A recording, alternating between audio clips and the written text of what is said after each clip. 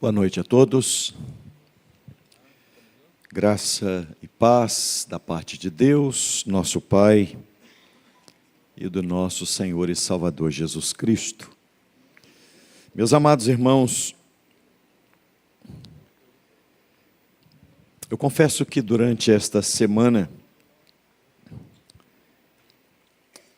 eu conversei muito com Deus alguns aspectos da minha vida e da igreja. E eu confesso que eu me derramei diante de Deus, suplicando que Ele operacionalize em cada um de nós aquilo que é o seu querer, que é a sua vontade. E eu quero convidar vocês para, nesta noite, juntos, meditarmos num texto da Santa Palavra de Deus. E após fazermos a leitura de 2 versículos do Salmo 42, eu quero convidar todos para nós orarmos a Deus. Abra sua Bíblia, por gentileza.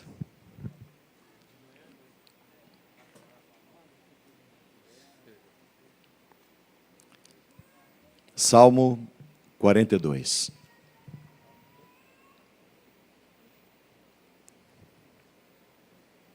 Leremos apenas 2 versículos.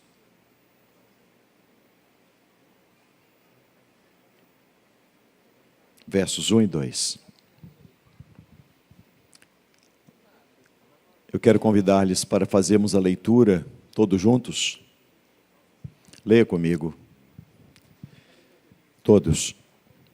Como suspira a corça pelas correntes das águas, assim por ti, ó Deus, suspira a minha alma. A minha alma tem sede de Deus, do Deus vivo. Quando irei e me verei perante a face de Deus? Como suspira a corça pelas correntes das águas, assim por ti, ó Deus, suspira a minha alma. A minha alma tem sede de Deus, do Deus vivo. Quando irei e me verei perante a face de Deus? Antes de nós expormos o texto, eu gostaria que você respondesse uma pergunta para você mesmo. Esse é o tipo de oração que você gostaria de fazer hoje? Se você tivesse muitos motivos para apresentar diante de Deus exatamente agora, se os seus joelhos estivessem dobrados agora para orar, esta seria a sua oração? Responda cada um para si. Este salmo, ele, apesar de estar aqui registrado, que foi escrito pelos filhos de Corá, e Corá foi aquele homem que se rebelou contra Moisés, quando o povo de Israel estava caminhando no deserto, e diz a Bíblia que Corá e todos os bens que ele tinha foram engolidos pela terra por aquele espírito de rebelião. Isso está registrado em Números capítulo 16, mas em Números capítulo 26 diz que os filhos de Corá não foram engolidos pela terra, eles foram poupados. Obviamente, por não terem sido classificados por Deus como Corá e como a rebelião de Corá, eles não estavam incluídos nela. O fato que alguns historiadores dizem que este salmo foi escrito pelos filhos de Corá. Entretanto, a história conta que este salmo foi escrito no tempo em que Absalão, filho de Davi, ele se rebela contra o seu pai, e Davi, juntamente com algumas poucas pessoas, se vê obrigado a deixar a cidade de Jerusalém, e Davi estava exilado quando este salmo foi escrito. E é por isso que dentro desse contexto, existem muitos estudiosos, historiadores, que dizem que, na verdade, este salmo foi escrito pelo próprio rei Davi. E coube apenas aos filhos de Corá, que eram tocadores de instrumentos musicais e eram também cantores do templo, que coube aos filhos de Corá apenas musicalizar as palavras escritas pelo rei. O fato é, meus amados irmãos, que o Salmo 42 é um lamento. É o lamento de alguém que está distante da casa de Deus. É o lamento de alguém que deseja estar na casa de Deus para adorar a Deus. O Salmo 42, ele expressa um profundo desejo do salmista de se derramar diante de Deus. E ele traz à memória o tempo em que eles percorriam as cidades. Haviam 3 festas em Israel que exigiam peregrinação, isto é, as pessoas deixavam as suas cidades, peregrinavam rumo à cidade de Jerusalém para prestar culto a Deus no templo. Essas festas, eles saíam das suas cidades e eles iam cantando louvores até chegar em Jerusalém. E se você observar o contexto deste salmo, ele fala exatamente disso. E o salmista, ele sente o desejo de estar na casa de Deus. E eu torno a dizer, Davi estava no exílio por conta da rebelião de seu filho Absalão. Davi estava exilado. Davi não podia ter acesso ao templo. Davi não tinha condição de ir ao templo para adorar a Deus. E é exatamente dentro desse contexto de exílio e de um profundo desejo, um desejo ardente de adorar a Deus, de se derramar diante de Deus, é que este salmo é escrito. E eu chamo a sua atenção para a maneira como o salmista escreve este salmo. O salmista se utiliza de uma metáfora, e da metáfora de uma corça, e essa corça necessitava urgentemente de saciar a sua sede.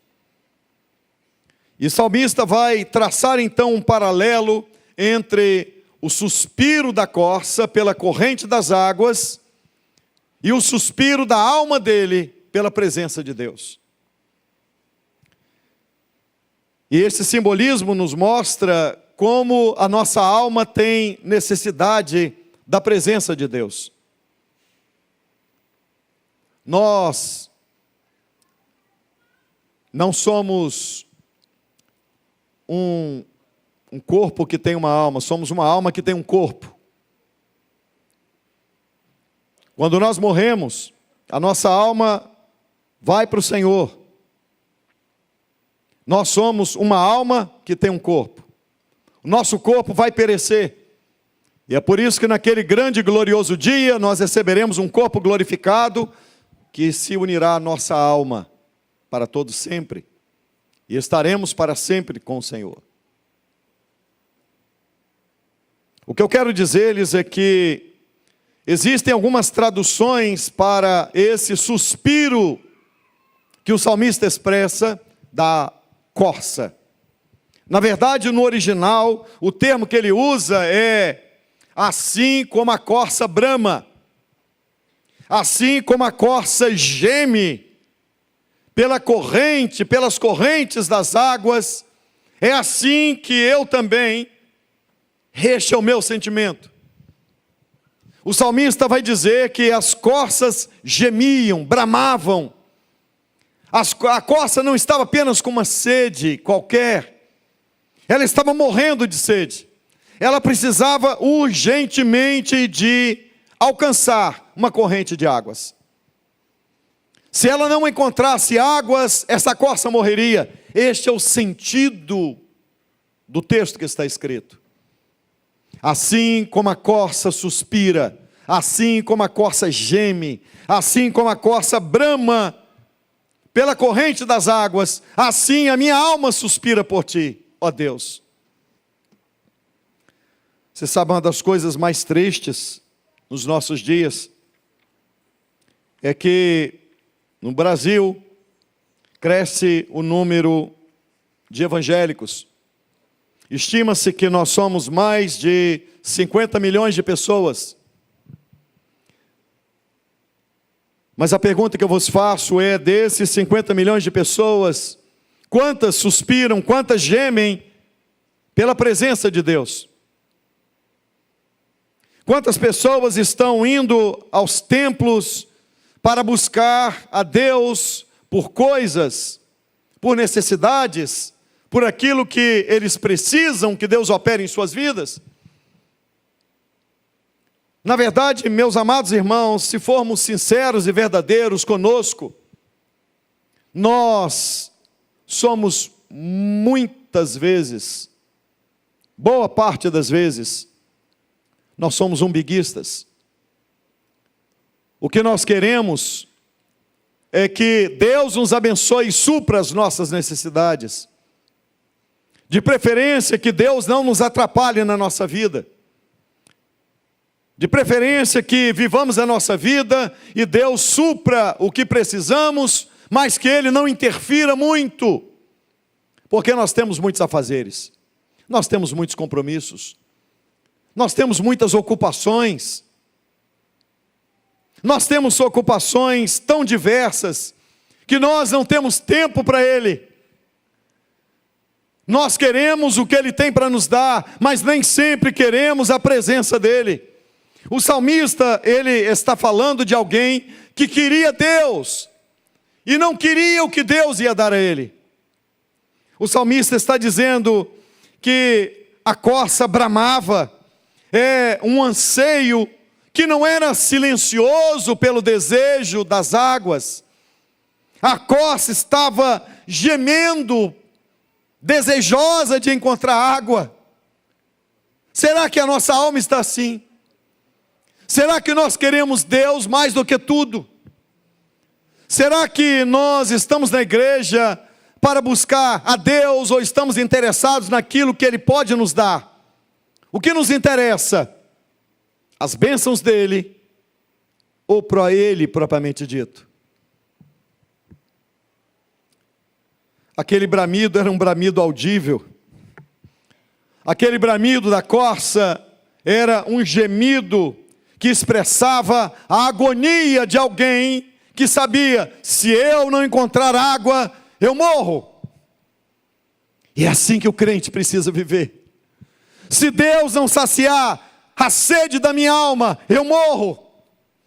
Eu não posso viver apenas com um rótulo denominacional. Eu não posso me satisfazer apenas por dizer que pertenço a uma igreja evangélica. Eu não posso me satisfazer apenas por achar que eu canto na igreja, eu trabalho na igreja, eu prego na igreja. Não! 1000 vezes não! Nós precisamos ter sede de Deus. Nós precisamos querer Deus mais do que tudo. Gemer pela presença dEle. E se a presença dEle não estiver conosco, nós morreremos, irmãos. Eu não sei vocês, mas eu creio que boa parte, se não a sua totalidade, nós queremos nós queremos. E eu quero me unir a essa corça. E espero que você diga o mesmo: eu quero gemer de sede por ti, ó Deus. Antes de ser um reformado, eu quero ser um inconformado. Eu não quero me conformar com vivendo um evangelho de forma medíocre. Eu quero viver aquilo que Deus tem para que eu viva. Um evangelho onde eu venha mergulhar na profundidade das águas do Espírito Santo. Oh, irmãos queridos, aquela corça estava desesperada por água. E o salmista traça um paralelo da sede que ele sentia por Deus. E ele olhou para aquela corça e ele via, assim como ela geme por águas, a minha alma geme por ti, Senhor. Eles estavam exilados, fora de Jerusalém. Eles não tinham como ir ao templo para cultuar a Deus, para adorar a Deus. E então o gemido era o resultado disso. E nós temos acesso à igreja. Nós não temos problema de vir ao culto. E quantas vezes nós abrimos mão de vir ao culto, porque temos outras coisas para colocar no lugar de cultuar a Deus. Quando outras coisas têm mais valor para nós do que a presença de Deus. Será que você geme por Deus? Ou será que você geme quando você está passando por lutas? Aí sim você dobra os joelhos e chora, e geme, e reclama, e pede, e busca a Deus. Nós temos que pedir para que Deus tenha misericórdia de nós, para que deixemos de ser um bando de interesseiro, um bando de umbiguista. Nós devemos pedir a Deus: Senhor, tenha misericórdia de mim. Tenha misericórdia de nós. Nós precisamos orar, irmãos queridos, a Deus como esta oração. A minha alma tem sede, Senhor. E eu comparo a sede da minha alma ao suspiro, ao gemido, ao bramido de uma corça, que se não beber água, ela vai morrer. Se Deus não encher o nosso coração, nós iremos morrer. Se você não desejar Deus mais do que tudo, você não vai ter vida. Você jamais vai ser plenamente feliz. Você jamais vai glorificar a Deus como é o motivo pelo qual existimos. Vivermos para a sua glória. Nós precisamos amá-lo. Nós precisamos desejar beber da fonte do eterno. Nós precisamos querer Deus mais do que qualquer outra coisa.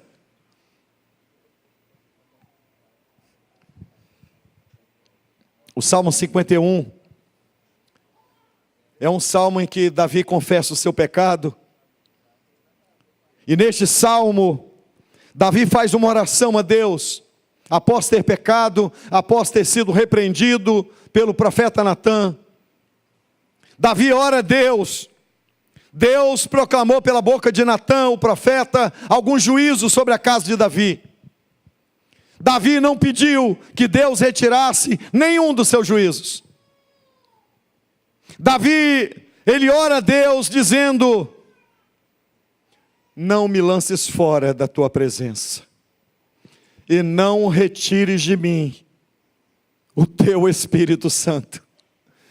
Davi tinha pecado, e ele podia orar a Deus dizendo: não retire de mim o reinado que tu me deste.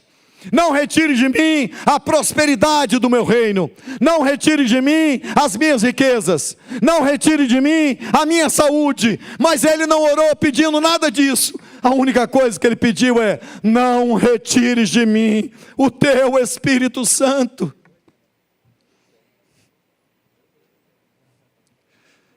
Nós precisamos compreender que se Deus não vier em nosso socorro, nós morreremos.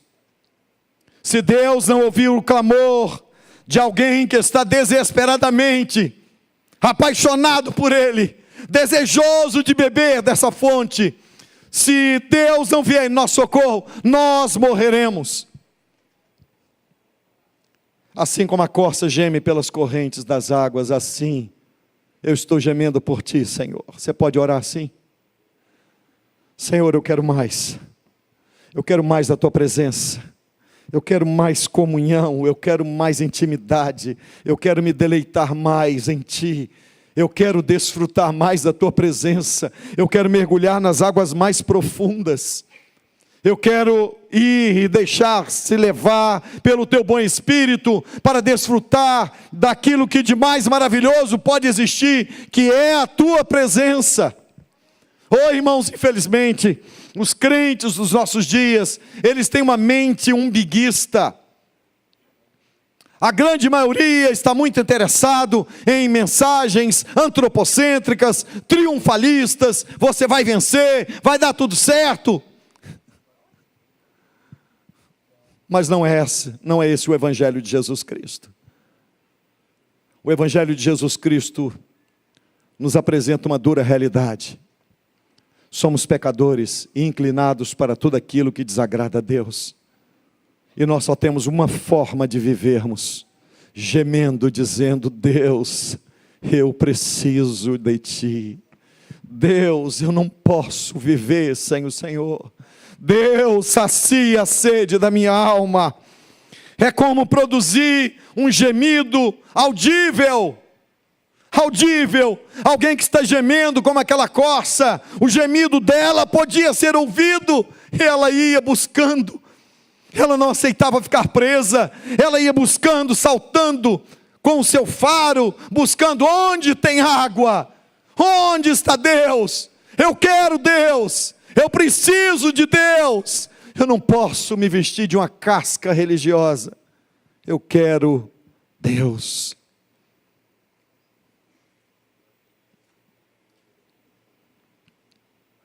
Jesus não pode ser um programa de final de semana, irmãos. Nós precisamos ter um compromisso diário com a palavra de Deus. Não podemos ocupar a semana inteira apenas com uma programação de filmes, de Netflix, de Instagram, de WhatsApp, gastando nosso tempo somente com coisas que nada têm a ver com Deus. A ponto de você dizer: eu não tenho tempo para orar. Há quanto tempo você não dobra os seus joelhos?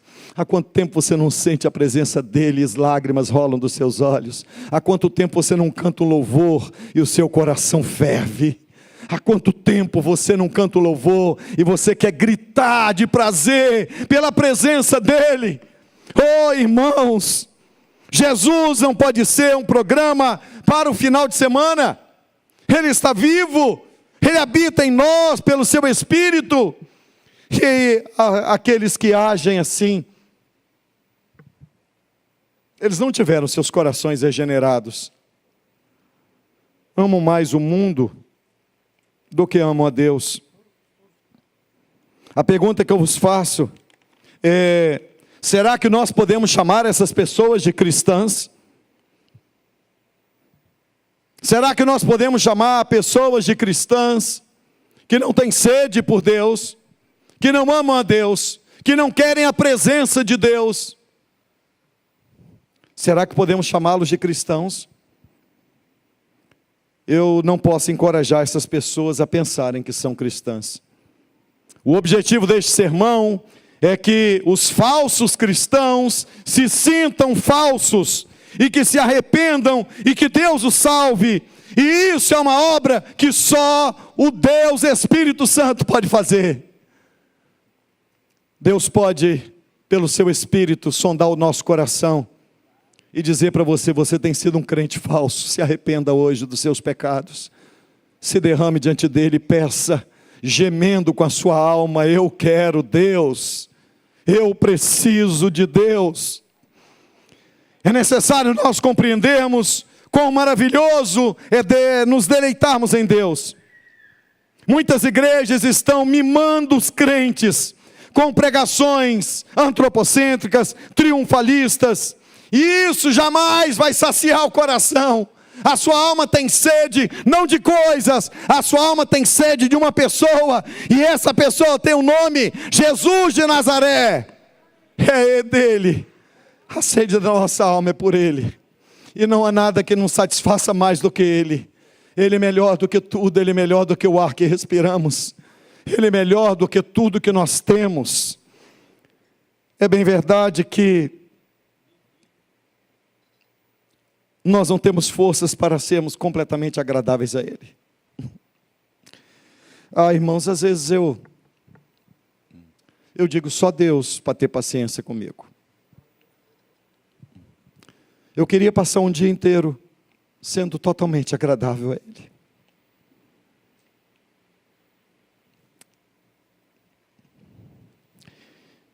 E eu não consigo. Que Deus tenha misericórdia de nós. A minha esperança é que um dia eu vou receber um corpo glorificado. E nós ficaremos para sempre livres do pecado e seremos assim, completamente agradáveis a Ele. Que dia glorioso, que dia majestoso. Me lembro das palavras de Agostinho de Hipona. Ele disse: quando eu pecar contra ti, Senhor, não te apartes para tão longe, a ponto de, ao te procurar, eu me perca por outros caminhos. Precisamos de uma volta urgente à presença de Deus. Precisamos desejar Deus, amar Deus, ter sede de Deus, passar um tempo na presença dEle. O fato é, meus queridos irmãos, que você pode ter sido criado na igreja, você pode ser um estudioso da Bíblia, você pode ser um teólogo em que dedicou toda a sua vida para estudar sobre Deus, mas isso não é o bastante. Você pode ter muitos anos de igreja, mas isso não é o bastante. Você pode ser crente desde criança, mas isso não é o bastante. Você pode ter muitas funções na igreja, você pode ser pastor, mas isso não é o bastante. Fique preocupado se você conhece Deus como os demônios conhecem. Porque os demônios conhecem Deus. Mas apesar dos demônios conhecerem Deus, eles estão cheios de ódio. E nós não podemos conhecer Deus como os demônios conhecem. Nós precisamos mais do que conhecer a história de Deus. Nós precisamos conhecer quem verdadeiramente Ele é. E ao conhecermos quem Ele é, nos derramemos diante dEle e digamos a Ele: eu tenho sede de Ti. Só assim nós encontraremos a plena satisfação. Você precisa mais do que o conhecimento de Deus, você precisa da presença de Deus. Neste relacionamento, nós descobriremos que Ele é infinitamente belo. Nós descobriremos que Ele é totalmente satisfatório. Nós descobriremos que Ele é o maior tesouro da nossa vida. Nós descobriremos que Ele é infinitamente valioso. Somente nele nós encontraremos o verdadeiro significado da vida, o verdadeiro prazer da vida. Deus é um Vesúvio de alegria. Deus é um Vesúvio de energia, de poder, de sabedoria, de força, de amor, de graça, de justiça e de misericórdia. Deus é um Vesúvio de tudo isso. Ele é mais do que qualquer coisa que nós podemos ter, mais do que qualquer conquista.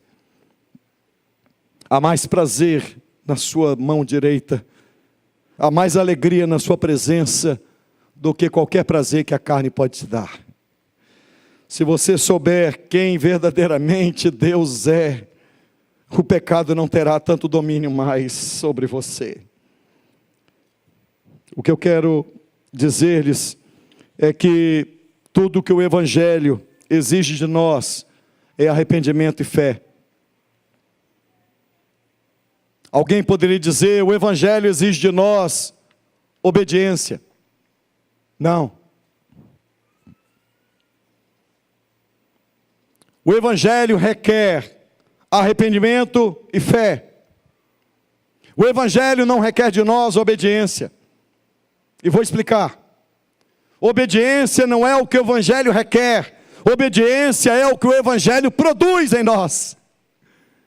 Se hoje você se derramar diante dele e disser a ele: eu tenho sede de ti, eu quero, Senhor, mais do que tudo na minha vida, eu te desejo. Se você se arrepender dos teus pecados, automaticamente, o poder do Evangelho vai te levar a uma vida de obediência a Deus. Porque obediência não é o que o Evangelho requer, é o que o Evangelho produz. O poder do Evangelho produz obediência, porque ele muda o seu interior, ele muda o que há dentro de nós, ele muda quem nós somos, ele muda a nossa estrutura. E nós, irmãos amados, nós não podemos reduzir o Evangelho apenas a usos e costumes. Muitos creem que o Evangelho é o tamanho do cabelo, ou se coloca um brinco, uma bijuteria, um colar, ou que tipo de maquiagem vai usar. Não, não e não. Dessa forma, a boa notícia do Evangelho não é a boa notícia. O Evangelho não é apenas um verniz que Deus passa para mudar nossa casca. O Evangelho reforma o nosso interior. O Evangelho transforma você de dentro para fora e não de fora para dentro. O Evangelho produz um novo coração, uma nova mente, uma nova vida, uma nova família. O Evangelho nos dá uma nova pátria, uma nova herança. O Evangelho nos dá uma esperança. O céu é o nosso lugar e em breve nós estaremos lá com Ele, para todo sempre estaremos com Ele. Só o poder do Evangelho. E é por isso que eu quero orar com vocês no encerramento deste sermão. Vocês podem ficar em pé, por gentileza?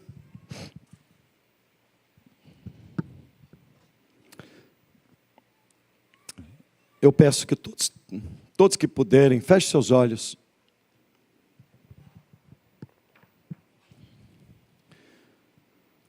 Não olhe para quem está do lado. Parente, seja o que for. Filho, mãe, pai. Não. Você só vai fazer essa oração se você verdadeiramente quiser e desejar Deus assim. Caso contrário, ninguém vai estar olhando para o outro. Não ore por aquilo que você não quer.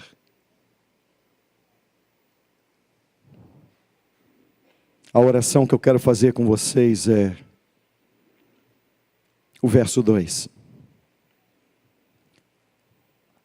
A minha alma tem sede de Deus, do Deus vivo.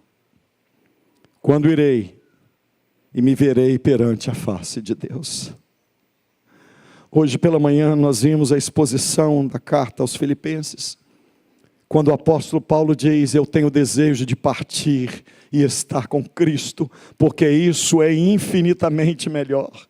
Mas eu julgo necessário permanecer na carne por amor a vocês, para que Cristo seja engrandecido no meu corpo. Paulo estava dizendo: se eu permanecer aqui, que Ele seja engrandecido no meu corpo. Eu quero ir embora, mas por amor à igreja, eu vou ficar, para que Ele seja engrandecido no meu corpo.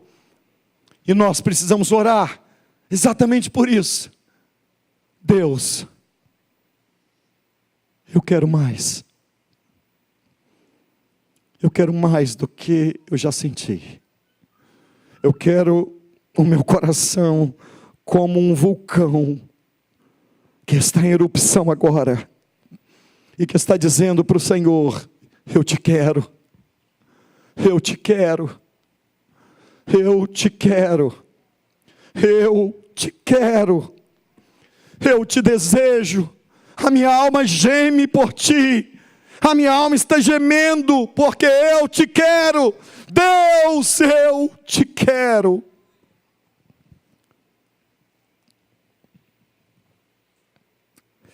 Perdoa-nos, ó Deus, todas as vezes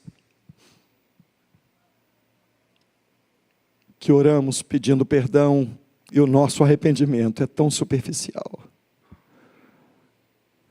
Ajuda-nos para que este salmo seja um marco dentro de nós, que te desejemos mais do que tudo, que saímos daqui assim como necessitamos de oxigênio para vivermos, que saímos daqui dizendo: eu te quero mais que o oxigênio que eu respiro.